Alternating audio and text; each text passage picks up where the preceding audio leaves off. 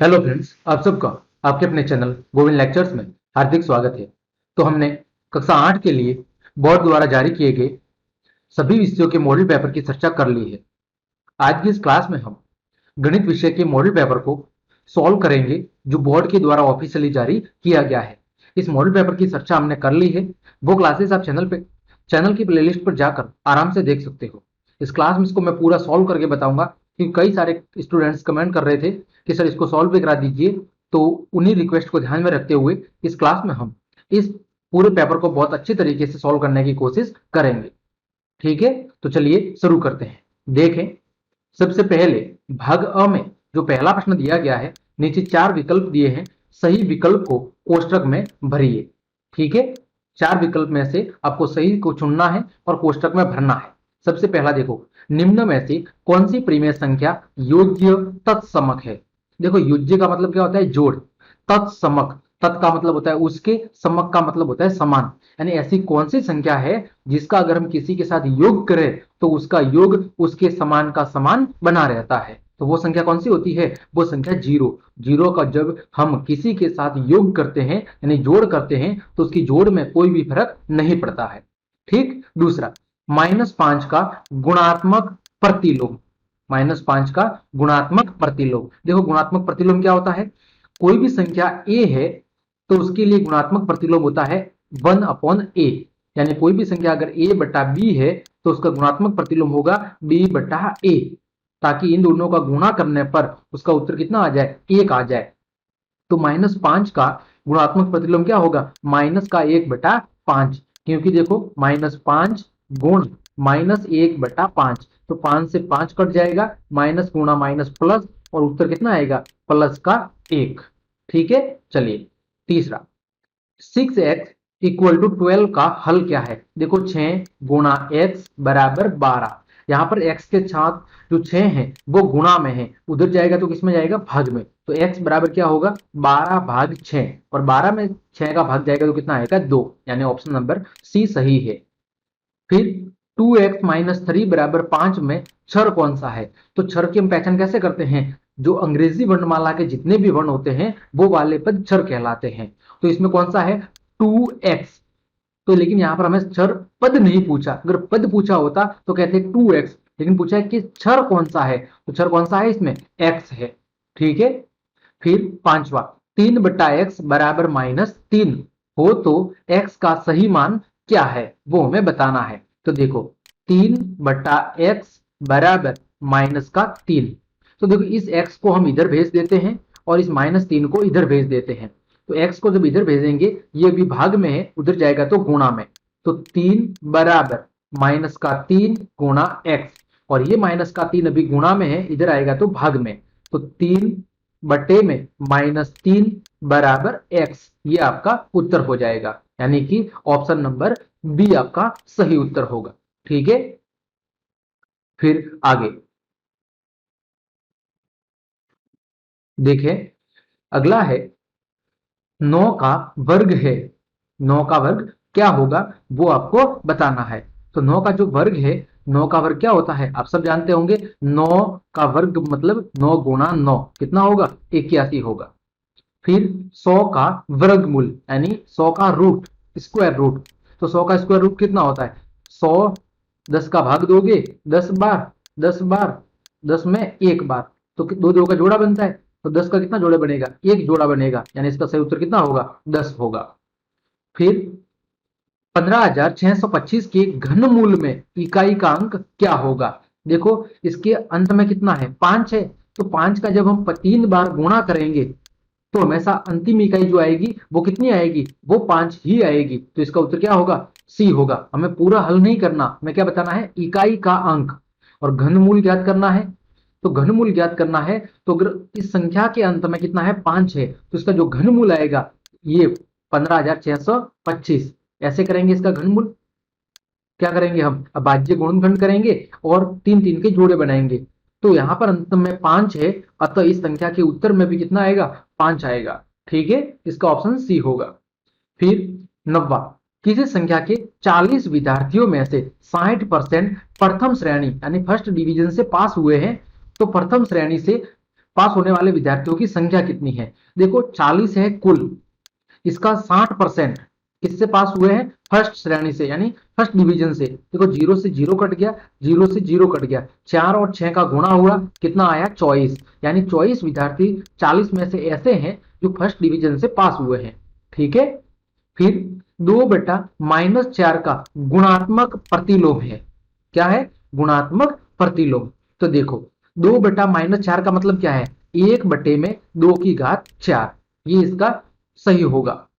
इसका मतलब क्या होता है 1/16, और 1/16 का गुणात्मक प्रतिलोम अभी मैंने बताया था कि a/b का गुणात्मक प्रतिलोम होता है b/a। तो 1/16 का गुणात्मक प्रतिलोम क्या होगा, 16/1, क्योंकि जब 1/16 के साथ गुणा होगा तो 16 से 16 कट जाएगा और उत्तर आपका कितना आएगा, 1 आएगा। तो इसका सही जवाब क्या होगा, इसका सही जवाब होगा 16। फिर 11वां, 12 की घात 0 का मान कितना होता है 1। तो ये आपने पढ़ा होगा घातांक में, जब भी किसी संख्या की घात 0 होती है उसका मान हमेशा कितना होता है, 1 होता है। भले वो संख्या 1 हो कि 10 लाख हो, उससे कोई फर्क नहीं पड़ता है। अगर किसी भी संख्या की घात 0 है उसका मतलब कितना होता है, 1 होता है। अगला है 12वां, 12x और 36 का सार्वगुणनखंड, यानी इन दोनों में कॉमन फैक्टर कौन है। तो देखो 12x और 36 को मैं क्या लिख सकता हूं, 12 × 3। देखो 12 इधर भी है, 12 इधर भी है ना। 12x को कैसे लिख सकते हैं, 12 × x, और 36 को 12 × 3। तो इन दोनों में से जब हम कॉमन लेंगे तो देखो 12 इधर भी है, 12 इधर भी है, तो 12 क्या हो गया, 12 सार्वगुणनखंड हो गया। फिर दिया गया आलेख कौन सा है। तो ये जो आपको आलेख दिख रहा है वो कौन सा आलेख है, वो आयत चित्र है। ये आपने आपकी चौथी या पांचवी प्रश्नावली है जो रेखिक आंकड़ों का प्रबंधन, उसमें बहुत अच्छे तरीके से समझाया हुआ है कि आयत चित्र क्या होता है। ठीक है, आगे बात करें, इसको हल करना है तो देखो 10 × 5 कितना हो गया 50, 50 + 6 कितना हो गया 56। इसका ऑप्शन बी सही है। फिर कोई संख्या 10 से विभाजित होती है यदि, यानी कि कोई भी संख्या में 10 का भाग कब जाता है, तो 10 का भाग या तो किसी संख्या के लास्ट में क्या होता है, हमेशा 0 होता है। जब भी किसी संख्या के लास्ट में हमेशा 0 होता है तो उस संख्या में 10 का पूरा पूरा भाग जाता है। तो कौन सा होगा, डी होगा इसका ऑप्शन। ठीक है, तो ये आपके पहले प्रश्न के सभी अभ्यस्त थे, हमने बहुत अच्छे से सॉल्व कर लिए हैं। अब बढ़ते हैं दूसरे प्रश्न की ओर। कोष्टक में दिए गए सही उत्तर छोड़कर आपको रिक्त स्थान भरनी है। तो देखो -2 से बड़ी परिमेय संख्या, तो देखो क्या होती है -3 या 0, तो -3 तो छोटी होती है, बड़ी कौन सी होगी 0, तो यहां पर क्या आ जाएगा 0। फिर x से 5 अधिक, अधिक का मतलब जोड़ना है तो क्या होगा x + 5। फिर वर्ग में विकर्णों की संख्या, भाई वर्ग में ये वर्ग समझ लीजिए, विकर्ण क्या होते हैं, आमने सामने के किनारों को मिलाने वाली भुजाएं। तो कितने विकर्ण है, 2 विकर्ण खींचे जा सकते हैं। फिर 272 के वर्ग में इकाई का अंक, देखो 272, तो देखो 272 × 272, लास्ट में क्या है 2 और 2, और 2 और 2 का गुणा होगा तो अंत में क्या आएगा 4। तो ऑप्शन नंबर 4 यहां पर सही होगा। ठीक, 50 का 50% का मान कितना होता है, 50 का 50% यानी आधा, 0 से 0 कट गया, 0 से 0, 50 का आधा कितना होगा 5 × 5 यानी कि 25। सीधी सी बात है, 50 का 50% यानी आधा कितना होगा, तो 25 होगा। ठीक है, ये आपका सही उत्तर है। फिर 7x - 42 का गुणनखंड, देखो 7 × x - 42 को क्या लिख सकता हूं, 7 × 6 = 42, 7 इधर है 7 इधर है, 7 को ले लिया बाहर, बचा क्या x - 6, तो 7x - 6 यानी ऑप्शन नंबर बी। मूल बिंदु के निर्देशांक, ये तो सब जानते होंगे 0 0। फिर संख्या 132 के अंकों को उल्टे क्रम में लिख दे तो क्या बन जाएगा 2 3 1 यानी 231 बन जाएगा। ये आपका दूसरा प्रश्न था। फिर प्रश्न संख्या 3, कथनों को पढ़ के सत्य या असत्य बताइए। जो कथन सत्य है उसके सामने सत्य पर टिक करना है, जो असत्य है उस पर असत्य। देखो पहला, 0 और 2 के मध्य की परिमेय संख्या -1 है। भाई 0 और 2 के बीच में 1 आता है, न कि -1, तो ये कथन असत्य है। ठीक है भाई, देखो 0 फिर 1 और फिर 2, तो इनके बीच में क्या आता है 1 आता है, लेकिन यहां पर क्या लिखा हुआ है -1, तो ये कथन गलत है। फिर y + 9 = 4 में y का मान -5 है, सही बात है। देखो y + 9 = 4, ये प्लस का 9 है, उधर जाएगा तो माइनस का, तो 4 - 9, और 4 में से 9 तो नहीं जाते, 9 में से 4 गया तो 5, लेकिन बड़ी संख्या -9 माइनस की है, तो आगे किसका निशान आएगा, माइनस का, यानी कथन सत्य है। फिर बहुभुज के सभी बहिष्कोण यानी बाहर की तरफ बनने वाले कोणों का योग कितना होता है, 360 होता है। बिल्कुल सही बात है। जिस मूल्य पर कोई वस्तु बेची जाती है उसे क्रय मूल्य कहते हैं, गलत है। उसे क्या कहते हैं, उसे तो विक्रय मूल्य कहते हैं। फिर ए गुणा एम गुणा ए गुणा N equal to A M गुणा एन, बिल्कुल गलत है, क्योंकि आधार समान होने पर घातें जुड़ती है, तो ये कथन असत्य है। आपने नियम पढ़ा होगा घातांक के नियम में, ए एम गुणा ए एन, अगर आधार बराबर है और घात अलग अलग है तो घातें जुड़ती है, न कि गुणा होता है, इस कारण ये असत्य है। फिर एम स्क्वायर माइनस 25 के गुणनखंड क्या है, देखो एम स्क्वायर माइनस 25 को क्या लिख सकता हूं, 5 का स्क्वायर, तो सूत्र क्या बन गया, ए स्क्वायर माइनस बी स्क्वायर, और ए स्क्वायर माइनस बी स्क्वायर का सूत्र क्या होता है, ए प्लस बी और ए माइनस बी, तो इसके गुणनखंड क्या होंगे, एम प्लस 5 और एम माइनस 5, तो इसका जवाब हो जाएगा सत्य है। फिर एक संख्या 9 से विभाजित होती है यदि उसके अंकों का योग 9 से विभाजित हो, बिल्कुल सही बात है। जैसे मैंने कहा कि 81, जैसे मैं संख्या दी हुई है 81, मैं चेक करना है कि इसमें 9 का भाग जाएगा कि नहीं जाएगा, तो देखो 8 और 1 को जोड़ेंगे तो कितना आ रहा है, 9। भाई 9 में 9 का भाग जाता है, सीधी सी बात है ना। तो जिस संख्या के योग क्या हो, 9 से विभाजित हो, तो उस संख्या में भी 9 का भाग जाएगा, ये कथन बिल्कुल सत्य है। जैसा 3 का होता है, अगर किसी संख्या का योग 3 से विभाजित हो तो उस संख्या में भी 3 का भाग जाता है, वही बात यहाँ पर 9 पे भी लागू होती है, तो ये कथन भी सत्य है। ये आपका तीसरा प्रश्न था। अब बात करें प्रश्न संख्या 4 की। इसमें आपको क्या करना है, इसमें आपको मिलान करना है खंड ए और खंड बी से। तो देखो पहला दिया हुआ है 2x गुणा 3y, बीच में ये डॉट लगा हुआ है, इसका मतलब ये गुणा में है। तो देखो 2 तिया 6xy, तो 6xy कौन सा होगा, ये d, तो पहले का किससे मिलान करना है, आपको d से, ठीक है। फिर दूसरा वाला, इसमें भी गुणा करना है। देखो x एक बार, दो बार, तीन बार, क्योंकि गुणा करते समय घातें जुड़ती है, तो x कितनी बार है, 3 बार, y कितनी बार है, 2 बार, z कितनी बार है, 1 बार, तो x की पावर 3 y स्क्वायर z, ये कहां पर है, पहला ऑप्शन, ठीक है। यहां पर ये गलत प्रिंट हुआ है, यहां पर 3 आएगा, क्योंकि देखो x 1 2 और 3 बार है, ठीक है। और z कितनी बार है, z 1 बार ही है, ये गलत कुछ हुआ है प्रिंट, ठीक है। तो इसका मिलान आपको इससे कर देना है। चलिए फिर 25y क्यूब, तो 25y क्यूब को कौन सा मिलान होगा, यही तीसरा वाला, क्यों, देखो माइनस का माइनस से गुणा होगा तो प्लस, 5 का 5 से होगा तो 25, और y की घात 1 और y की घात 2, गुणा होते समय घातें जुड़ती है, तो 2 और 1 कितनी हो जाएगी, 3 हो जाएगी। फिर देखो a कितनी बार है, 3 बार, a का 3 बार गुणा हो रहा है, तो घात 1 2 और 3 घातें जुड़ेगी, तो क्या हो जाएगी, a की घात 3, तो इसका जवाब हो जाएगा ये वाला। फिर x बटा y का योज्य प्रतिलोम, योज्य प्रतिलोम में क्या होता है, निशान बदलते हैं। जैसे कोई संख्या a है तो इसका योज्य प्रतिलोम क्या होगा, माइनस का a, तो यदि कोई संख्या माइनस की है तो उसका योज्य प्रतिलोम क्या होगा, प्लस का a, क्योंकि दोनों को जोड़ने पर उत्तर कितना आना चाहिए, 0, तो इसका मिलान कौन सा हो जाएगा, बी नंबर, ठीक। ये आपका चौथा प्रश्न था। अब बात करें प्रश्न संख्या 5 की। तो दिया हुआ है 5/4 को संख्या रेखा पर प्रदर्शित कीजिए, किसको, 5/4 को। देखो हम एक संख्या रेखा खींच लेते हैं इधर, ये एक संख्या रेखा खींच दी हमने।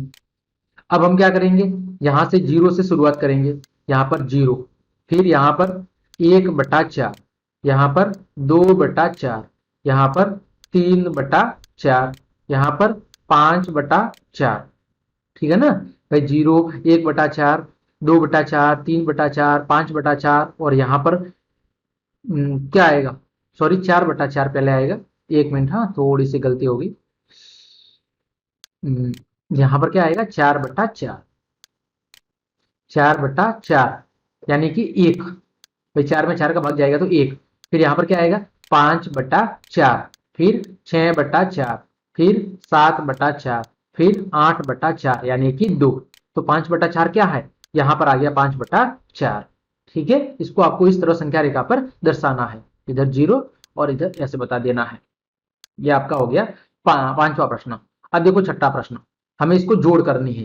तो सबसे पहले ध्यान से देखो, सभी के हर बराबर है, 5 5 और 5, और जब हर बराबर होते हैं तो हम अंशों को सीधे सीधे जोड़ देते हैं। तो देखो 3x plus 2x plus 5, sorry x दिया हुआ है, तो एक्स, और बट्टे में क्या है, बट्टे में आपके 5 है। तो देखो 3x और 2x, 5x और 1x, 6x, 6x बट्टा 5, ये आपका हो गया बिल्कुल आंसर। बिल्कुल सरल है, एक नंबर का ही है, तो बिल्कुल छोटे छोटे दिए हुए हैं। फिर त्रिभुज एबीसी में बहिष्कोण x का मान ज्ञात कीजिए। तो देखो यहां पर क्या बन रहा है, रेखिक युग्म बन रहा है। क्या बन रहा है, सरल रेखिक युग्म। तो अगर ये 90 डिग्री है तो ये भी कितना होगा, ये भी आपका 90 डिग्री कोण होगा। ठीक है, तो हम कहेंगे कि कोण x बराबर 90 डिग्री, कारण लिखेंगे सरल रेखिक युग्म। क्या लिखेंगे, सरल रेखिक युग्म। ये क्या होता है वो भी समझा देता हूं। ये क्या होता है, जैसे ये एक सीधी रेखा है और इसको कोई रेखा अगर क्रॉस कर रही है तो इस रेखा के द्वारा ये बनने वाले दोनों कोण क्या कहलाते हैं, रेखिक युग्म। जैसे सिंपल सी बात है, आपने 90 डिग्री का कोण बनाया होगा, एक सीधी रेखा खींचते हैं और ऊपर से एक सीधी रेखा ऐसे आती है, तो ये अगर 90 डिग्री होता है तो ये भी कितना होता है, 90 डिग्री। तो जब एक सरल रेखा को कोई दूसरी एक तिर्यक रेखा काटती है तो उसके द्वारा बनने वाले दोनों कोणों का योग कितना होता है, 180। तो ये 90 है तो ये भी कितना होगा, 90, क्योंकि देखो ये वाली रेखा इसको काट रही है। ठीक है, चलिए आगे। संख्या हमें कुछ दी गई है, एक बड़ी संख्या, इसकी 9 से विभाज्यता की जांच करनी है कि इसमें 9 का भाग जाएगा या कि नहीं जाएगा। तो हम सबकी क्या कर लेते हैं, योग कर लेते हैं। तो 2 + 1 + 4 + 3 + 6 + 5 + 8 + 7, जो कितना आ रहा है देखो, 2 और 1 3, 3 और 4 7 और 3 10, 10 और 6 16, 16 और 5 21, 21 और 8 29, 29 और 7 36। देखो 36 में 9 का भाग जाता है, 36 में 9 का भाग जाता है 4 बार, मतलब इस संख्या में भी 9 का भाग जाएगा। ठीक है, तो हम कहेंगे कि इस संख्या के अंकों का योग 36 है जिसमें 9 का भाग पूरा पूरा जाता है, अतः इस संख्या में भी 9 का पूरा पूरा भाग जाएगा। ठीक है, चलिए अगला प्रश्न। निम्नलिखित योग में a और b के मान ज्ञात करने हैं। देखो ध्यान से देखोगे तो इधर a और a को a से जोड़ा है तो क्या आ रहा है, a। देखो ऐसा तो कभी नहीं, बहुत कम होता है। देखो कि 1 और 1 को जोड़ोगे तो क्या आएगा, 2, 2 और 2 को जोड़ोगे तो 4, 3 और 3 को जोड़ोगे तो 6। तो ऐसी स्थिति में a का मान हम क्या मान सकते हैं, a का मान हम मान सकते हैं, समझ लीजिए मैंने a का मान माना कि a का मान कितना है, 10 है। कितना है, 10। a का मान कितना है, 10 है। ठीक है, अब देखो a का मान अगर 10 है तो a की जगह हम रख लेते हैं 10, 10 + 10। तो देखो 0 और 0 को जोड़ा तो 0, और 1 और 1 को जोड़ा तो 2, ये होगा। क्योंकि देखो a और a बराबर है, तो देखो a इधर 0 है, इधर भी 0 है ना, और b अलग है, तो 1 और 1 क्या हो गया, 2। तो यहां पर a का मान आपको लिखना है कितना, a का मान लिखोगे आप 0 और b का मान कितना लिखोगे, 2। ठीक है, चलिए, क्योंकि देखो 0 को 0 के साथ जोड़ोगे तभी 0 आएगा। यहां पर लिखा हुआ है a को a के साथ जोड़ा है तो क्या आया है, a आया है। ऐसा तभी हो सकता है जब 0 के साथ 0 जुड़ता है। ठीक, चलिए, तो आपको उत्तर हो जाएगा a बराबर 0 और b बराबर 2। अब देखो प्रश्न संख्या 10, इसको पहले हमें हल करना है समीकरण को, 3x बराबर 2x + 18 को, और अपने उत्तर की जांच भी करनी है। पहले हल कर लेते हैं। देखो 3x बराबर 2x + 18, ये देखो प्लस का 2x है, बराबर के उधर जाएगा तो किसमें आएगा, माइनस में। तो 3x - 2x बराबर 18। देखो 3x में से 2x गया, x बराबर 18। ठीक है, ये आपका उत्तर आ गया x का। अब हमें जांच करनी है, तो जांच हम कैसे करेंगे, इस समीकरण में हम x का मान रखेंगे और चेक करेंगे कि दोनों भाग को मान सेम आ रहा है कि नहीं आ रहा। ठीक है, तो मैं पेन चेंज कर लेता हूं। देखो जांच, तो 3x की जगह 18, क्योंकि भाई x का मान कितना आया है, 18 आया है। फिर 2x, x की जगह 18 + 18, तो 18 तिया कितना हो गया, 54, 18 एकम 18, 18 दूनी 36, 18 तिया 54। फिर 18 दूनी 36 + 18, तो देखो 54 बराबर 54, यानी कि हमारा उत्तर क्या है, सत्य है, दोनों भागों का मान बराबर आ रहा है। ठीक है, ऐसे हमें जांच करनी थी। आगे बढ़ते हैं। व्रत आलेख को देखकर निम्न प्रश्नों के उत्तर दीजिए। यहाँ पर जो एक हमें पाई चार्ट दिया हुआ है, व्रत आलेख, इसको देख के हमें प्रश्नों के उत्तर देने हैं। एक दिन में बच्चों द्वारा सोने में व्यतीत समय, यानी एक दिन में बच्चे कितने सोते हैं, तो देखो सीधा सा दिख रहा है सोना में कितना है 8 घंटे, तो इसका समय उत्तर कितना हो जाएगा 8 घंटे। दूसरा, गृह कार्य में व्यतीत समय खेल से कितना ज्यादा है। देखो गृह कार्य में कितना टाइम लग रहा है 4 घंटे और खेल में कितना है 3 घंटे, तो कितना ज्यादा है 1 घंटा। तो 4 घंटे माइनस 3 घंटे बराबर 1 घंटे समय किसमें ज्यादा है, गृह कार्य में ज्यादा है। फिर अगला, स्कूल में और खेल में व्यतीत समय का अनुपात। तो देखो स्कूल में कितना समय है, स्कूल में समय है 6 घंटे, तो 6 घंटे स्कूल में है, ठीक है। और खेल में कितना है 3 घंटे, 3 आवर। तो देखो 3 का 6 में भाग जाएगा, 2 बार 2:1, ठीक है। ये हो जाएगा किसमें, स्कूल में और खेल में व्यतीत समय का अनुपात। सिंपल आपको इस ग्राफ से देखना है। देखो स्कूल में 6 घंटे तो 6 ऊपर आएगा, फिर खेल में कितने 3 घंटे तो 6/3 यानी 2:1। अगला प्रश्न, 729 का आपको वर्गमूल निकालना है। क्या निकालना है, वर्गमूल। तो देखो 729, देखो 9 और 2 कितना होता है 11, 11 और 7 18 यानी 9 का भाग जाएगा, 9 अट्ठे 72, 9 एकम 9, 9 का भाग जाएगा, 9 9 81, 3 का भाग जाएगा, 3 तिया 9, 3 एकम 3। देखो वर्गमूल में 2 2 का जोड़ा बनाते हैं, तो 9 का एक जोड़ा और एक 3 का, तो 9 तिया 27 यानी 27 गुणा 27, 27 का वर्ग कितना होता है 729, और 729 का जो वर्गमूल है वो कितना होता है, वो होता है 27। ठीक, ये आपका उत्तर था। फिर 1000 का घनमूल ज्ञात करना है। अरे घनमूल तो बिल्कुल सरल है, 3 3 का जोड़ा बनाना है। 1000 किसका भाग दोगे 10 का, कितनी बार 100 बार। किसका भाग दोगे 10 का, कितनी बार 10 बार, 10 एकम 10।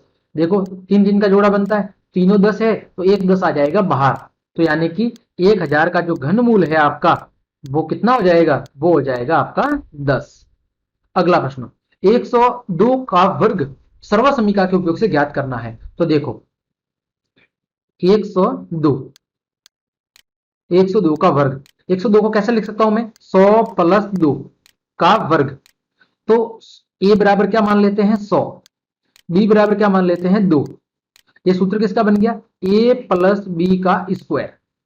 भाई ठीक है, ए प्लस बी का स्क्वायर क्या होता है, A square plus 2ab plus B square. बस हमें सूत्र में मान रख देना है, ठीक है। तो देखो ए स्क्वायर यानी कि 100 प्लस 2 का स्क्वायर, ए स्क्वायर मतलब 100 का स्क्वायर, प्लस 2ab यानी 2 गुणा ए की जगह 100, बी की जगह 2, प्लस बी स्क्वायर यानी 2 का स्क्वायर। 100 का स्क्वायर मतलब 4 जीरो पीछे जुड़ जाएंगे, फिर 100 गुणा 2 200, 200 गुणा 2 400, प्लस 4 यानी 10,404। सही है, इकाई दहाई सैकड़ा हजार 10,000, 10,404 ये आपका हो गया उत्तर, ठीक है। अगला, मान ज्ञात कीजिए। इसमें से आपको कोई 2 करने हैं, लेकिन मैं आपको तीनों सॉल्व करके बहुत अच्छे से बताऊंगा। देखो 3 की घात 0, 3 की घात 0 का मतलब मैंने बताया था, अगर किसी भी संख्या की घात 0 है उसका मतलब होता है 1, ठीक है। तो 1 प्लस 4 की घात -1 यानी कि 1/4, ठीक है, गुणा 2 की घात 2 मतलब 4। देखो यहां पर कोई नहीं है मतलब 1 है, तो 4 का इसके साथ गुणा होगा लसक पर लेके, तो 4 एकम 4 प्लस 1/4 गुणा 4, 4 और 1 5/4 गुणा 4, 4 से 4 कट गया, उत्तर कितना आया आपका 5। ठीक, इधर देखो बी वाला, 8 की घात -1, देखो -1 है तो 8 को हम नीचे ले लेते हैं, तो ऊपर कितना बचा 5 की घात 3।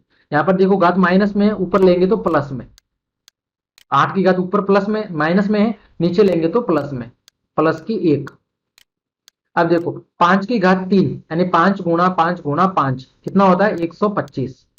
2 की घात 4 यानी 2 गुणा 2 गुणा 2 गुणा 2 कितना होगा ऐसे, 2 गुणा 2 गुणा 2 गुणा 2, तो 2 दूनी 4, 4 दूनी 8, 8 दूनी 16, और 5 की घात 5 गुणा 5 गुणा 5, 5 पंजे 25, 25 पंजे 125, और 8 की घात 1 मतलब 8, 8 दूनी 16, और 125 को 2 से गुणा करोगे कितना आएगा 250। ये आपका उत्तर हो गया।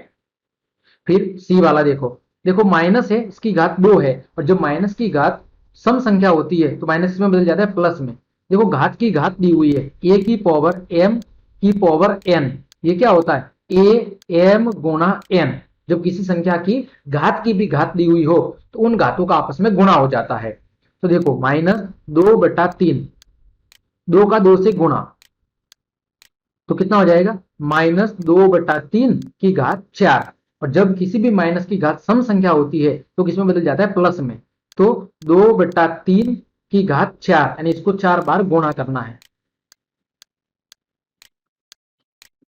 तो देखो 2 दूनी 4, 4 दूनी 8, 8 दूनी 16, 3 तिया 9, 9 तिया 27 और 27 का 3 से गुणा करेंगे तो 81, 16/81 ये आपका उत्तर आ गया। फिर प्रश्न संख्या 16, निम्नलिखित शब्दों के व्यंजकों के गुणनखंड कीजिए। क्या करने हैं हमें गुणनखंड करने हैं।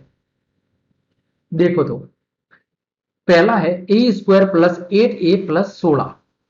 तो देखो इसमें गुणनखंड कैसे करते हैं, हमें क्या करना है, देखो ऐसे इस 8a के मध्य बिंदु के ऐसे टुकड़े करने हैं कि उनको आपस में गुणा करने पर क्या आ जाए 16 और जोड़ने घटाने पर कितना आ जाए 8a। तो देखो a² प्लस 8 कब आएगा 4 और 4 को जोड़ने पर, और 4 और 4 का गुणा करेंगे तो क्या आएगा 16। तो हम क्या कर लेंगे 8a की जगह लिख लेंगे 4a प्लस 4a प्लस 16। देखो 4 का 4 से गुणा करेंगे तो 16 और a का a से करेंगे तो a², तो 16 का a से गुणा a² से गुणा करेंगे तो 16a²।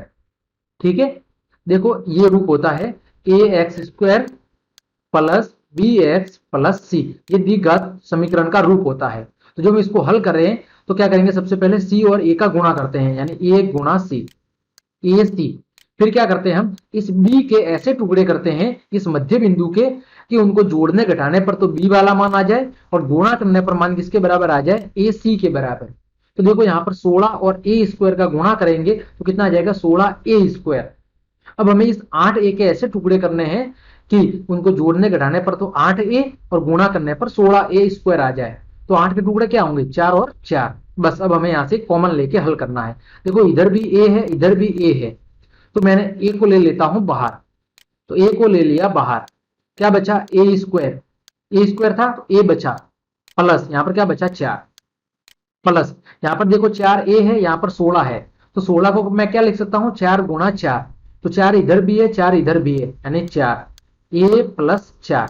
आप ध्यान रखेंगे दोनों टुकड़े हमेशा ये एक समान आने चाहिए, तभी आपका उत्तर सही होगा, नहीं तो गलत। अब देखो a प्लस 4 इधर भी है a प्लस 4 इधर भी है, a प्लस 4 को ले लेते हैं बाहर, बचा क्या इधर a बचा, यहाँ पर प्लस का 4 बचा, तो ये आपका उत्तर हो गया इसके गुणनखंड a प्लस 4 a प्लस 4।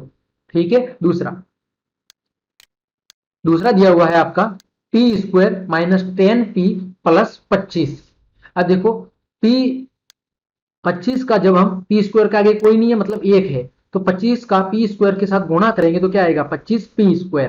अब -10 के ऐसे टुकड़े करने हैं कि इसको जोड़ने घटाने पर तो उनको -10 आ जाए और गुणा करने पर 25 आ जाए। 25 कब आता है 5 गुणा 5, तो -5 -5, जब दोनों को जोड़ेंगे तो -10 और जब दोनों को गुणा करेंगे तो माइनस माइनस प्लस और 5 का 5 से गुणा करेंगे तो 25। तो देखो p² माइनस का 5p माइनस का 5p, देखो माइनस का 5p और माइनस का 5p माइनस का 10p प्लस 25। ठीक है, अब देखो p इधर भी है p इधर भी है, तो p ले लिया बाहर, यहां पर p की घात 2 थी, एक बाहर ले लिया एक बच गया माइनस p। देखो 5 इधर भी है, 25 को क्या लिख सकते हैं 5 गुणा 5, ने 5 इधर भी है 5 इधर भी है, तो मैंने माइनस का 5 ले लिया बाहर, तो यहां पर बचा p माइनस 5। तो देखो p माइनस 5 ये ले लिया बाहर, बचा क्या इधर p बचा, इधर बचा माइनस का 5 यानी p माइनस 5, यह का हो गया इसका उत्तर। अगला a की घात 4 माइनस b की घात 4, इसको कैसे लिख सकता हूं a² का स्क्वायर माइनस b² का स्क्वायर, सूत्र बन गया a² माइनस b², क्या होता है a plus b a minus b, तो क्या होगा a² प्लस b² और a² माइनस b², ये आपका हो गया उत्तर। क्योंकि यहां पर a और b का मान क्या है, यहां पर a का मान a² है और b का मान b² है, तो ये हो गया a प्लस बी और ये हो गया a माइनस बी, जो सूत्र होता है। ठीक है, चलिए आगे बढ़ते हैं। प्रश्न संख्या 17। हमें ग्राफ में जो बिंदु दिए गए हैं उनके निर्देशांक लिखने हैं, यानी x और y एक्स का मान लिखना है। तो हम कैसे लिखते हैं, इस तरह x और y, पहले x का मान और फिर y का मान। सबसे पहले हमें लिखना है a का। तो देखो x अक्ष ये वाला होता है x अक्ष और ये वाला होता है खड़ा वाला ये y अक्ष। ये कहां पर, देखो यहां पर अगर 0 है, यहां पर 0 होगा, फिर यहां पर 1, यहां पर 2, यहां पर 3, यहां पर 4, यहां पर 5, यहां पर 6। देखो x पे कितना है, 4 है और y पे कितना है, 5 है। तो यानी 4 और 5, ठीक है, 4 और 5। b का मान देखो, b यहां पर 0 है और यहां पर कितना है, 5, यानी x पे 0 है, y पे 5 है। c का मान कितना है, x पे 3 है, y पे भी 3 है, 3 और 3, 3 और 3। आगे d का मान देखो, x पे कितना है, x पे देखो 1 पे है, y पे 2 पे है, यानी 1 और 2, 1 और 2। ठीक है, फिर ई का मान देखो, इस पे कितना है, x पे 2 है और y पे कितना है, y पे 1 है। तो 2 और 1, 2 और 1। ठीक है, फिर f का, f देखो कहां पर दिख रहा है आपको, इधर। तो x पे तो 5 है और y पे कितना है, 0 है। तो x पे 5 और y पे 0। ये आपको ग्राफ को देख के लिखने थे। ठीक है, अब आगे बढ़ते हैं। प्रश्न संख्या 18। निम्न आकृतियां GUNS और RUNS समांतर चतुर्भुज है। क्या है, समांतर चतुर्भुज है। ठीक है, हमें x और y के मान ज्ञात करने हैं, x और y के मान हमें ज्ञात करने हैं। तो देखो समांतर चतुर्भुज की विशेषता क्या होती है कि इसकी सम्मुख भुजाएं आपस में बराबर होती है। कौन सी भुजाएं, सम्मुख भुजाएं आपस में बराबर होती है। तो देखो इधर ये वाली भुजा इसके बराबर होगी, यानी ये वाली भुजा इसके बराबर और ये वाली भुजा इसके बराबर होगी।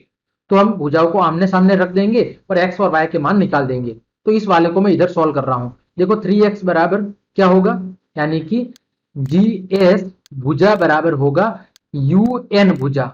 ठीक है, कारण लिखेंगे सम्मुख भुजा, और समांतर चतुर्भुज की सम्मुख भुजा आपस में कैसी होती है, बराबर होती है। ठीक, तो देखो यहां पर GS का मान दिया हुआ है 3x और UN का दिया हुआ है 18। x के साथ 3 गुणा में है, उधर जाएगा तो भाग में, और 18 में 3 का भाग जाएगा तो x का मान आपका आ गया 6। ठीक, अब मान निकालते हैं y का। तो भुजा SN बराबर क्या होगा, GU, है ना। तो 3y माइनस 1 ये मान है GU का, और SN का मान दिया हुआ है 26। तो ये माइनस का 1 है, उधर जाएगा तो प्लस का। तो 3y बराबर 26 प्लस 1, तो 3y बराबर 27। देखो y के साथ 3 गुणा में है, उधर जाएगा तो भाग में। तो y बराबर 27 भाग 3, और 3 का भाग 27 में कितनी बार जाता है, 9 बार। तो ये आपका आ गया y का मान। ठीक है, सेम टू सेम यहां पर प्रश्न में 20 दिया हुआ है। देखो समांतर चतुर्भुज के विकर्ण एक दूसरे को परस्पर समद्विभाजित करते हैं। क्या करते हैं, परस्पर एक दूसरे को समद्विभाजित करते हैं। ठीक है, तो देखो समद्विभाजित करने का मतलब है कि जितना भाग ये है उतना का उतना भाग ये है, ये वाला, और जितना भाग ये है उतना का उतना भाग ये है। ठीक है, इसको हमें हल करना है। तो देखो हम क्या लिखेंगे कि OR बराबर ON और OU बराबर OS। तो मैं इधर लिख लेता हूं, OS बराबर OU, क्या कहेंगे आप, विकर्ण या विकर्ण के भाग। ठीक है, अब देखो OS कितना दिया हुआ है, 20, और OU कितना दिया हुआ है, y प्लस 7। तो OU इधर लिख लेते हैं, y प्लस 7 बराबर 20। y बराबर, ये प्लस का 7 है, उधर जाएगा तो माइनस का, 20 माइनस 7, y बराबर आ गया 13। ठीक, अब ये वाला भाग इसके बराबर, यानी कि ON बराबर किसके हैं, OR के। तो x प्लस वाई बराबर 16, y का मान कितना आया है, 13। तो x प्लस 13 बराबर 16, ये प्लस का 13 है, उधर जाएगा तो माइनस का, 16 माइनस 13, x बराबर कितना आ जाएगा, 3। तो x बराबर 3 और y बराबर 13। ये आपका हो गया ये वाला प्रश्न। अब देखो इसके अथवा में और दिया हुआ है, इसमें क्या दिया हुआ है, रिस्क और क्लू दोनों समांतर चतुर्भुज है तो एक्स का मान ज्ञात करो। इसमें भी हमें एक्स का मान ज्ञात करना है। तो देखो सबसे पहले मैं बात करता हूं यहां पर रिस्क की, ठीक है। उसकी बात करते हैं हम रिस्क की। देखो रिस्क मतलब ये चतुर्भुज आर आई एस और के, इसकी बात करते हैं। देखो कुछ ऐसा बना हुआ है, मैं इधर बना लेता हूं साइड में ताकि आपको समस्या नहीं हो समझने में। ये वाला यहाँ पर के है, यहाँ पर आर है, यहाँ पर आई है और यहाँ पर एस है। देखो ये 120 है, ये 120 है तो ये भी कितना होगा 120। कारण समांतर चतुर्भुज के सम्मुख कोण बराबर होते हैं। तो हम लिखेंगे कि आर आई एस के में रिस्क में, ठीक है। क्या लिखेंगे, के बराबर आई, कारण लिखेंगे सम्मुख कोण। क्या लिखेंगे, सम्मुख कोण।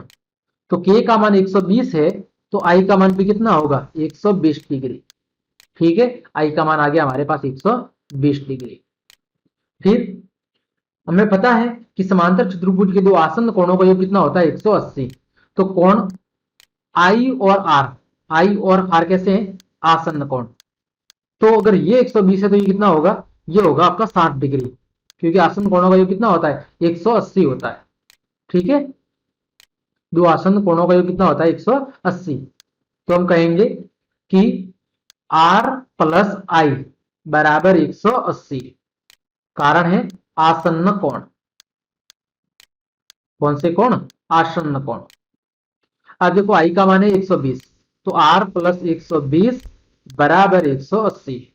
ये प्लस का 120 है, उधर जाएगा तो माइनस का 180 माइनस 120 डिग्री, तो आर बराबर हो गया 60 डिग्री। आर बराबर 60, तो ये भी कितना हो जाएगा 60, क्योंकि कौन सा कोण है सम्मुख कोण है।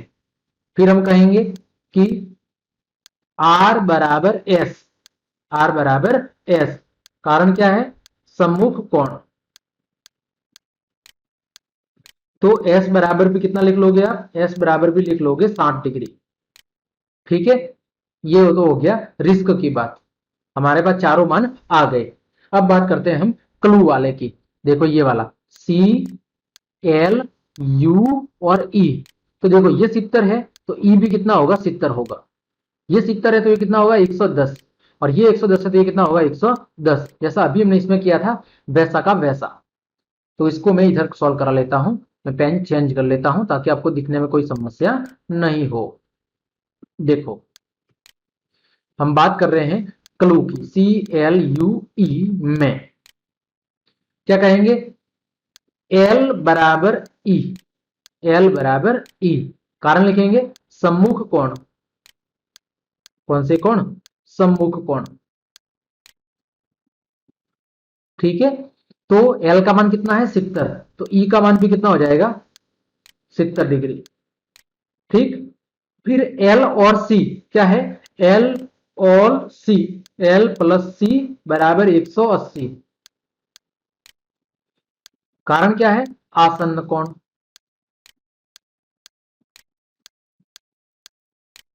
अब देखो एल 70 है प्लस सी बराबर 180, तो क्या होगा सी का मान, ये प्लस का 70 है उधर जाएगा तो माइनस का, ठीक है। तो इसका मान कितना आ जाएगा आपके पास, इसका मान आ जाएगा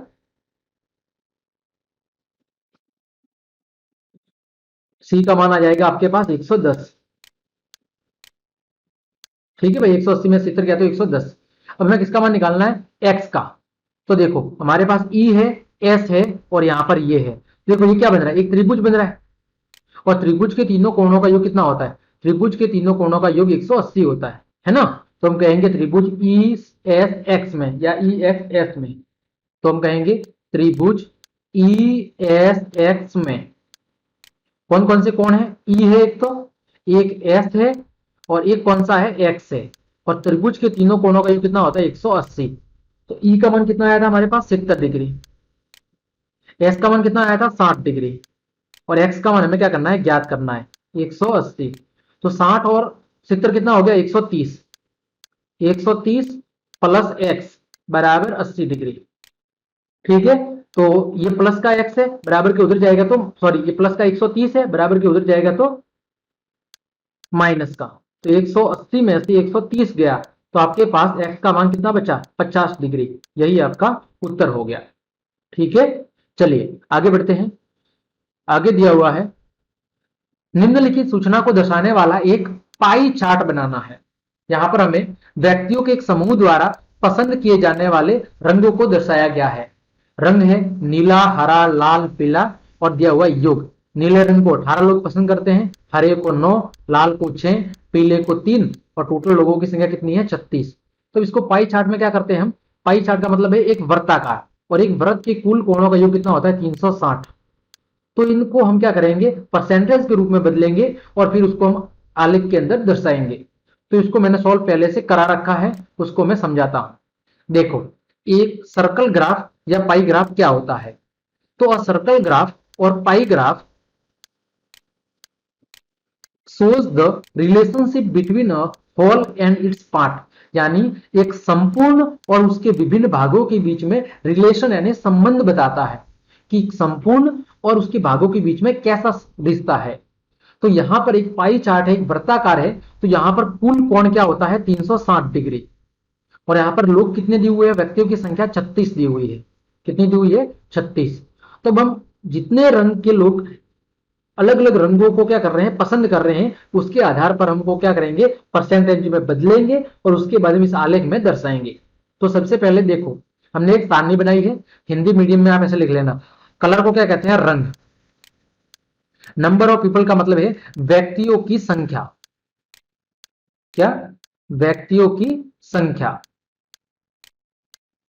फिर फ्रैक्शन, फ्रैक्शन का मतलब है भिन्न। और सेंट्रल एंगल यानी कि केंद्रीय कोण, कोण या केंद्रीय कोण। ठीक है, अब देखो ब्लू यानी नीले रंग को कितने लोग पसंद करते थे, 18 को। इसको भिन्न में बदलेंगे तो 18 बट्टे में 36, 36 क्या है, कुल। तो 18 एकम 18, 18 दूनी 36, यानी कितना आ गया, 1/2। अब इसको मैं प्रतिशत में बदलना है, तो प्रतिशत में बदलने के लिए 1/2 गुणा 360। तो 2 का भाग 360 में कितनी बार जाएगा, 180 डिग्री। यानी इसका मान कितना आ गया, 180 डिग्री। हरे रंग को कितने पसंद करते हैं, 9 लोग। तो 9/36 यानी 1/4। 1/4 गुणा 360 कितना आएगा, 90 डिग्री। लाल रंग को कितने पसंद करते हैं, 6 लोग। 6/36 यानी 1/6 भिन्न। और 1/6 का जब 360 के साथ परसेंट निकालेंगे तो कितना आएगा, 60%। फिर येलो, येलो कितने हैं, 3 लोग पसंद करते हैं। 3 का 36 के साथ अनुपात कितना आएगा, 1/12। और 1/12 का 360 के साथ भिन्न निकालेंगे, सॉरी कोण निकालेंगे तो कितना आएगा, 30 डिग्री।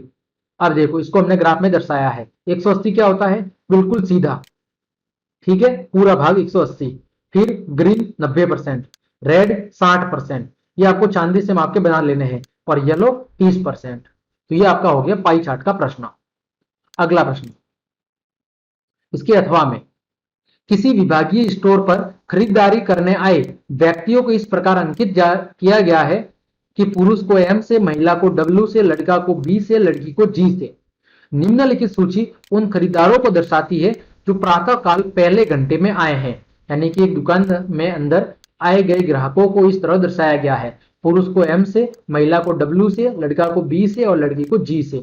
हमें क्या करना है, मिलान चिन्हों का प्रयोग करते हुए एक बारंबारता बंटन सारणी बनानी है और इसे प्रदर्शित करने के लिए एक दंड आलेख भी बनाना है।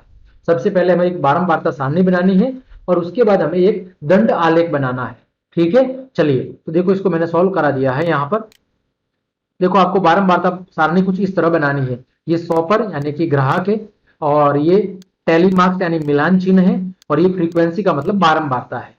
ठीक है, शॉपर का मतलब यहां से ग्राहक से है, टेलीमार्क्स का मतलब मिलान चिन्ह, और फ्रीक्वेंसी का मतलब बारंबारता। मैन, मैन कितनी बार आए हैं, 15 बार। तो 15 को कैसे दर्शाएंगे, 4 लाइन और एक क्रॉस, ये 5, 4 लाइन और एक क्रॉस, ये 5, 10, 4 लाइन और क्रॉस, ये 15।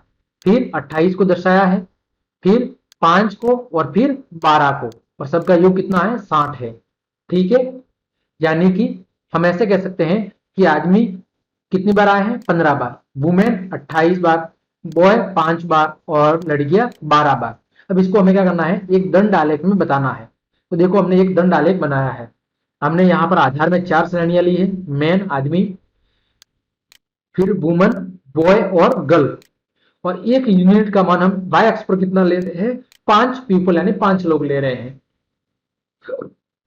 देखो मैन कितना था 15, तो मैन का बना दिया 15 तक।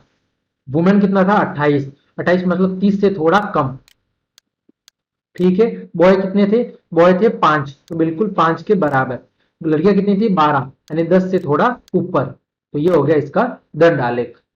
ठीक है, अब बात करें अगला। ये वही पाई चार्ट का मैंने अलग से हल कराया है। फिर ये प्रश्न संख्या 20। फेबिना ने 12,500 3 वर्ष के लिए 12% वार्षिक दर से चक्रवर्ती ब्याज से उधार लिया है। ठीक है, यही राशि उतने इतने ही समय के लिए कौशल्या ने उसी दर से उतने ही समय के लिए साधारण ब्याज से उधार लिया है। तो किसको अधिक ब्याज देना पड़ेगा और कितना? भाई दो लड़कियां हैं, एक फेबिना है और एक कौन है, कौशल्या। एक ने चक्रवर्ती ब्याज पर धन को उधार लिया है और दूसरी ने साधारण ब्याज पर धन को उधार लिया है। हमें बताना है कि इस समय अंतराल में किसका ब्याज अधिक लगेगा और कितना, ये दोनों को बताना है। तो देखो इसको मैं सॉल्व कराता हूं बहुत अच्छे से। देखो इधर सबसे पहले हम बात करते हैं कौशल्या की, जिसने किस पर लिया है, जिसने लिया है साधारण ब्याज पर। ठीक है, साधारण ब्याज। सबसे पहले हम बात करते हैं इधर कौशल्या की। इधर इस भाग में मैं कर लेता हूं, इधर हम फेबिना की कर लेंगे। तो देखो इधर कर लेते हैं कौशल्या को हल। तो देखो क्या क्या दिया हुआ है उसको पहले लिख लेते हैं। मूलधन कितना है 12,500, मूलधन दिया हुआ है 12,500। फिर समय, समय दिया हुआ था 3 वर्ष, और दर, दर कितनी दी हुई है 12%। ये चीजें हमारे पास दी हुई है। कौशल्या किस पर खरीदी है, साधारण ब्याज पर, एस आई सिंपल इंटरेस्ट। सूत्र क्या होता है, मूलधन गुणा समय गुणा दर, या मूलधन गुणा दर गुणा समय, है ना, ऐसे भी कह सकते हो। मूलधन गुणा दर गुणा समय बट्टे में 100, ये आपका सूत्र होता है। पी आर टी बट्टे में 100, मूलधन गुणा दर गुणा समय बट्टे में 100, ये आपको ऐसे लिखना है। अब देखो मूलधन कितना है 12,500, दर कितनी है, दर है आपके पास 12%, समय कितना है, समय है आपके पास 3 वर्ष। कितना समय है, समय 3 वर्ष है, हाँ 3 वर्ष है, समय है 3 वर्ष, बट्टे में 100। देखो दो जीरो से दो जीरो कट गए, 125 गुणा 12×36, और जब 125 का आप 36 से गुणा करोगे तो ये आपके पास आ जाएगा 4500 रुपए। यानी साधारण ब्याज कितना होगा 3 वर्ष का, एसआई का मान हो जाएगा 4500। ठीक है, ये था कौशल्या का ब्याज। अब बात करते हैं फेबिना की। उसमें किसने खरीदा है, उसने जो खरीदा है वो खरीदा है चक्रवर्ती ब्याज पर। इधर बात करते हैं हम फेबिना की। तो चक्रवर्ती ब्याज के लिए पहले हमें चक्रवर्ती क्या निकालना पड़ेगा, मिश्र धन। तो चक्रवर्ती मिश्र धन का जो सूत्र होता है वो होता है अमाउंट बराबर प्रिंसिपल मूलधन 1/में आर दर बट्टे में 100 की घात एन यानी समय। ठीक है, अब देखो ये क्या है, अमाउंट यानी मिश्र धन। मूलधन कितना है, वही 12,500। ये भाई चक्रवर्ती ब्याज का सूत्र है, आप सब जानते होंगे। ठीक है, चक्रवर्ती ब्याज का डायरेक्ट सूत्र नहीं निकलता है, पहले में चक्रवर्ती मिश्र धन निकालना पड़ता है। तो चक्रवर्ती मिश्र धन बराबर मूलधन गुणा 1 प्लस आर यानी दर बट्टे में 100 और ब्रैकेट की घात एन यानी समय। तो 12,500 मूलधन है, ब्रैकेट 1 प्लस दर कितनी है, दर वही आपके पास कितनी थी 10% है 12% है, कितनी है 12%। ठीक है, आपके पास दर कितनी है 12% है। तो 12 बटे में 100 की घात 3 वर्ष तो 3, 12,500 1 प्लस 12/100 की पावर 3। अब देखो तो 12,500, फिर ये देखो 4 से काट लो, 4 तिया 12 और 4 का 100 में भाग 25 बार, 1 प्लस 3 बट्टे में 25 की घात 3, 12,500, ये लसअप लेंगे तो 25 और 3 कितना हो जाएगा 28, 28 बट्टे में 25 की घात 3, तो 12,500 गुणा 28 बट्टे में 25 गुणा 28 बट्टे में 25 गुणा 28 बट्टे में 25। ठीक, अब देखो 25 से काट लो इसको, 25 पंजे 125, पीछे 2 जीरो, ठीक है। 25 से काट लो, 25 दूनी 50 और पीछे जीरो, ठीक है। 5 से काट लो, 5 चौक 20, 5 पंजे 25, ऊपर कितना बचा 28 गुणा 28 गुणा 28 गुणा 4 बट्टे में कितना बचा, बट्टे में बचा 5। अब हमें इसको हल करना है, तो हल करने के लिए मैं देखो यहां पर फटाफट कैलकुलेटर से गुणा कर लेता हूं। कितना है 28 गुणा 28 गुणा 28 गुणा 4 बराबर कितना आ जाएगा 87,808, और आपको भाग देना है 5 का। इसमें भाग किसका देना है, भाग देना है आपको 5 का। तो ये आपके पास आ जाएगा 17,561, 17,561.6 रुपए, ठीक है।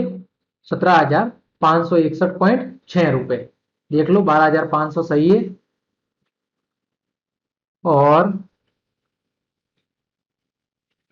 ठीक है, अब हमें क्या निकालना है, चक्रवर्ती मिश्र धन यानी CI।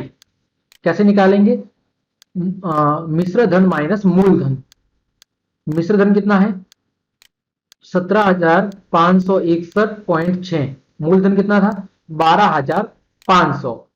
तो देखो इसको घटाओगे कितना आएगा 17,651.6 माइनस करना है आपको 12,500, तो बराबर में आएगा 5,155, 5,151 सॉरी 0.6 रुपए। अब देखो ज्यादा कौन सा है, चक्रवर्ती ब्याज ज्यादा है ना। तो हम कहेंगे कि CI ग्रेटर देन SI, यानी चक्रवर्ती ब्याज है वो साधारण ब्याज की तुलना में ज्यादा है। अब बोला कितना ज्यादा है, तो कितना ज्यादा है, ज्यादा के लिए हम कहेंगे ज्यादा बराबर 5,151.6 माइनस 4,500, तो कितना हो गया 651.6 रुपए ज्यादा है। तो कौन ज्यादा धन चुकाएगी, जो फेबिना थी वो कौशल्या की तुलना में ज्यादा धन चुकाएगी, यही आपका आंसर होगा। ठीक, तो हमने क्या किया है, सबसे पहले हमें साधारण ब्याज निकाला है, फिर हमने इसको हल करके पहले चक्रवर्ती क्या निकाला था, मिश्र धन, ये वाला चक्रवर्ती मिश्र धन। फिर यहां से मैं क्या निकालना, चक्रवर्ती ब्याज। फिर हमने दोनों की तुलना की तो देखा चक्रवर्ती जो ब्याज था वो साधारण ब्याज की तुलना में 651.6 रुपए ज्यादा था, अतः फेबिना को कौशल्या की तुलना में ज्यादा रुपए चुकाने पड़ेंगे। फिर इसी के एक अथवा में और प्रश्न दिया हुआ है, देखो किसी चौराहे पर आवागमन गत वर्षों की तुलना में 10% वृद्धि होती है। यदि इस वर्ष 1540 वाहन, कितने वाहन 1540 वाहन एक दिन में गुजरे, कितने दिन में, एक दिन में, तो गत वर्ष एक दिन में गुजरने वाले वाहनों की संख्या ज्ञात कीजिए। देखो क्या बोल रहा है, गत वर्षों की तुलना में 10% की वृद्धि होती है। यदि इस वर्ष 1540 वाहन एक दिन के अंदर गुजरते हैं तो गत वर्ष एक दिन में गुजरने वाले वाहनों की संख्या ज्ञात कीजिए। क्या करनी है, हमें वाहनों की संख्या ज्ञात करनी है। तो देखो इसको हम कैसे सॉल्व करेंगे वो समझो। देखो कितनी वृद्धि हो रही है, 10% की वृद्धि हो रही है। और 10% वृद्धि का मतलब है कि यहां पर एक दिन में कितने गुजर रहे हैं, 1540, है ना भाई। 10% की वृद्धि हो रही है और वो किसके बराबर है, 1540 के बराबर है प्रतिदिन। हमें पिछली साल का निकालना है। क्या करना है, पिछली साल का, कि पिछले साल एक वर्ष के अंदर कितने साधन चले थे। तो देखो हम कैसे ज्ञात करेंगे।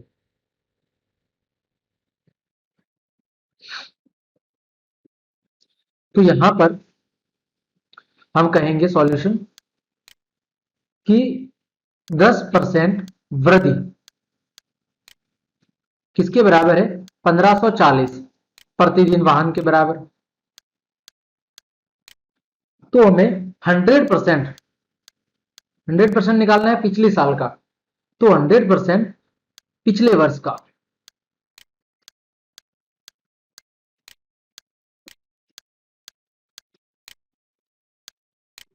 ठीक है, तो क्या कहेंगे, 1540 अभी का है, 10% गुणा कितने दिन होते हैं एक साल में, 365 दिन, बराबर।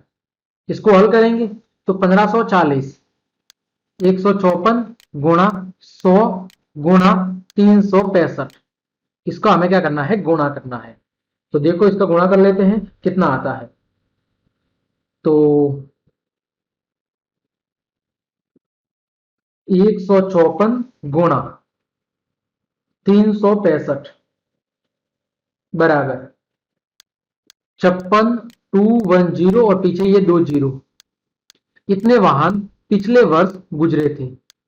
इकाई, दहाई, सैकड़ा, हजार, 10,000, लाख, 10 लाख, 56,21,000 वाहन पिछले एक वर्ष में, पिछले वाले वर्ष में उस चौराहे से होकर गुजरे थे। ठीक है, तो ये आपका 20वां प्रश्न था। बढ़ते हैं आगे प्रश्न संख्या 21 की ओर। किसी कार के द्वारा तय की गई दूरी को तालिका में दर्शाया गया है।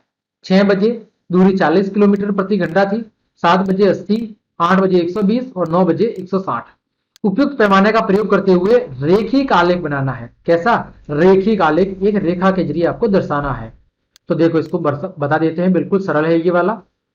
देखो ये समय दिया हुआ है और ये दूरी दी हुई है, 6 बजे 40 किलोमीटर, 7 बजे 80, 8 बजे 120, 9 बजे 160। तो देखो हमने ग्राफ में कैसे दर्शाया है, इधर हमने एक्स अक्ष पे लिया है समय को, वाई अक्ष पे किसको लिया है, दूरी को। ठीक है, यहाँ पर एक्स अक्ष पे हमें जो समय लिया है वो किसके बराबर, एक यूनिट है, वो 1 घंटे के बराबर ली है।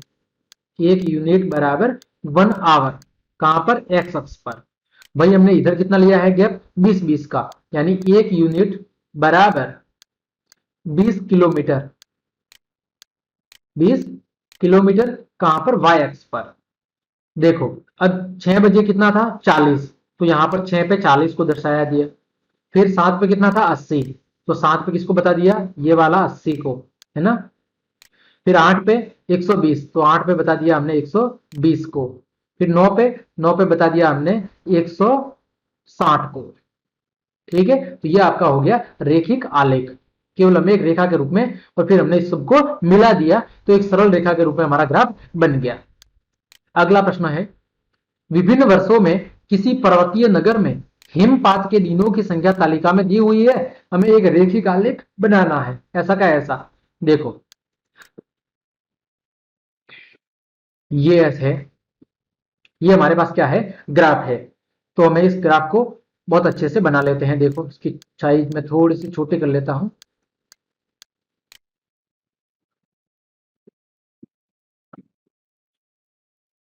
तो हम क्या करेंगे, एक भाग में वही दिनों की संख्या दर्शा देंगे, और एक भाग में हम क्या करेंगे,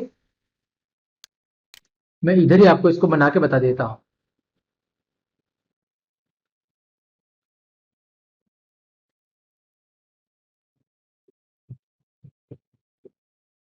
ये वाला है ना, 218 वाला। तो देखो सबसे पहले हम क्या करेंगे, एक सरल रेखा खींच लेंगे, एक्स और वाई एक्स ग्राफ बना लेंगे। तो देखो ग्राफ बना लेते हैं इधर।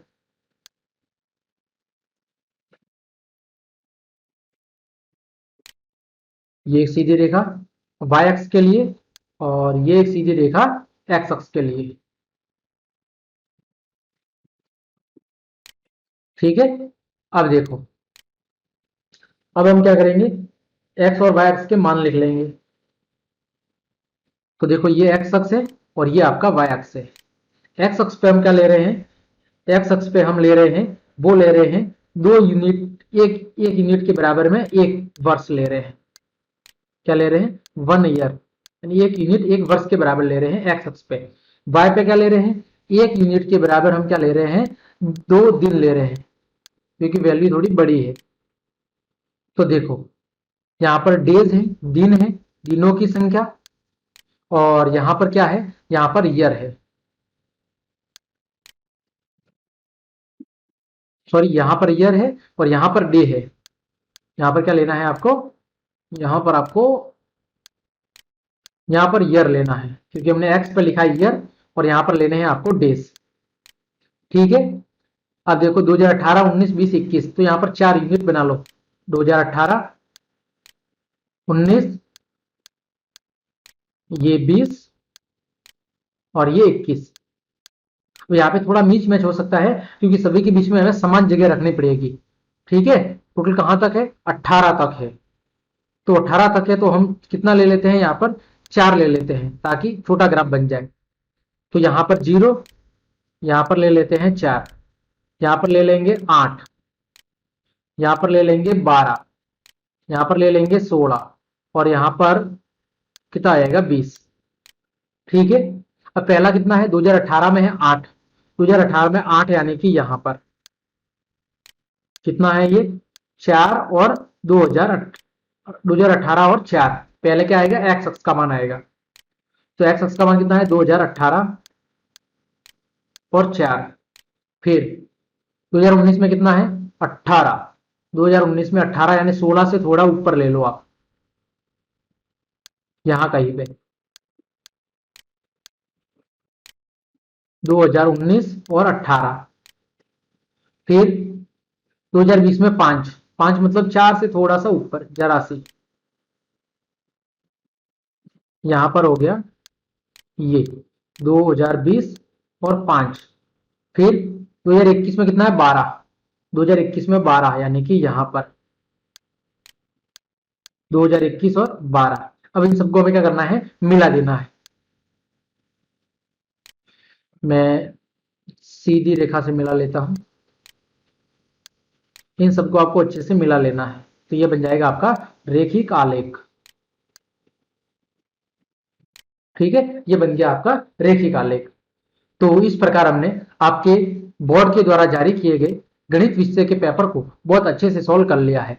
उम्मीद करता हूं सारे प्रश्न मैंने बहुत अच्छे से समझाए हैं और आपको बहुत अच्छे से समझ में आए होंगे। तो अगर आपको मेरी ये मेहनत पसंद आ रही है तो ज्यादा से ज्यादा अपने मित्रों को शेयर करो, आपके पास जितने भी ग्रुप है उन सभी में शेयर कर दो, और ज्यादा से ज्यादा चैनल को सब्सक्राइब करो, क्योंकि मैं आपके लिए इतनी मेहनत कर रहा हूं, तो आप भी मेरे लिए थोड़ी सी हेल्प तो कर ही सकते हैं। बस अपने मित्रों को शेयर कीजिए और उन्हें भी कहिए कि आप चैनल को सब्सक्राइब करें। तो आज के लिए इतना ही, धन्यवाद।